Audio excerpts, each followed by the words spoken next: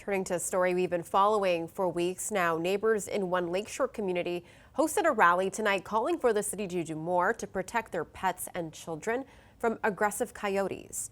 Dilshad Burman was there and has more on what residents want to see from the city. But first, a warning, some of the images are disturbing.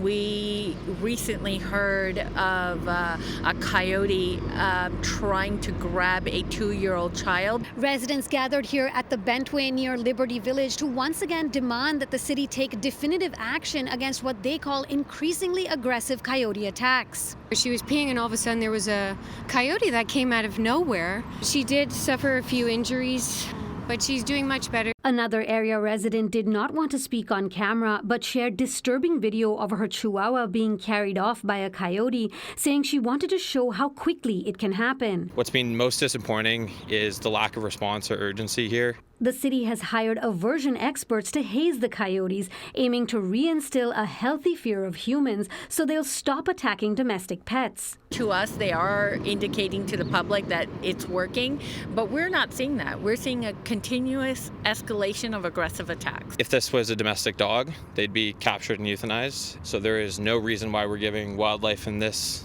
instance more rights than humans or pets. In a statement to City News, the City of Toronto said in part, our staff and those hired to help with aversion engagement continue to work diligently to best address this situation and appreciate the community's patience and assistance in helping us to move towards impactful short-term and long-term solutions. But residents say they are sick of hearing the same talking points from city staff who they feel are not on their side. It feels like we are fighting the city on this and the city is not hearing us. At the rally, residents had a chance to speak directly with Ward Councillor and Deputy Mayor Asma Malik, demanding accountability. She provided an update on the city's findings.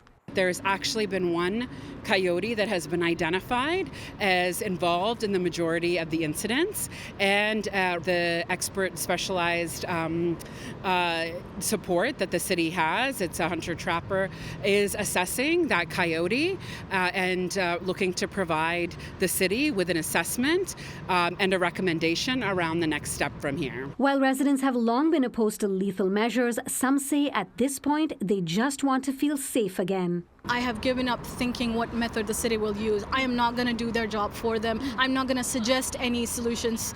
You need to have a mandate of what to do next, and that should not be taking months and months of us crying and yelling and shouting in pain.